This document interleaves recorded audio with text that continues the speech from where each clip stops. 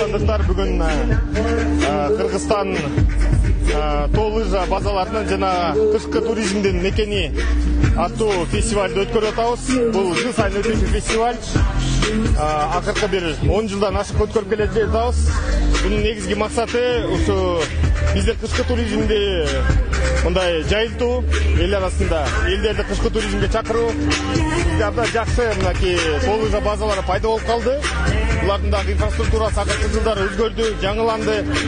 Анан көбүрөөк тоо лыжа базасынан келип, көбүрөөк кышкы туризмден алектенип, кышкы эс алууну баягы адатка айлантуу максатында ушундай фестивалдарды өткөрүп келебиз. Мен туризмди өнүктүрүү боюнча быйыл жана айтып кеттим, Кыргыз Республикасынын президенти Садыр Нуркожоевдин жарлыгы менен атайын фонд түзүлдү. Ал жака 1 миллиард сом берилип атат.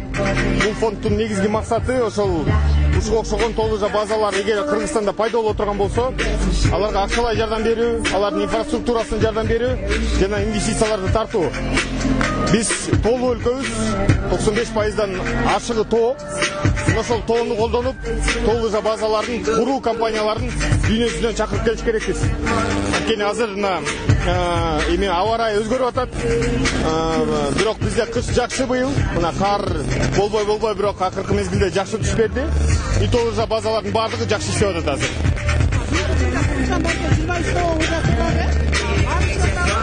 Жок, активдүү иштегени бир 15ке жакын. Анын көбү азыркы учурда Чүй областында.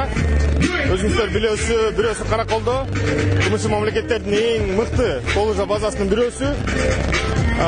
Келечекте дагы Ысык көлдө биз айтканбыз, 5-6 тоо лыжа базасы пайда болот.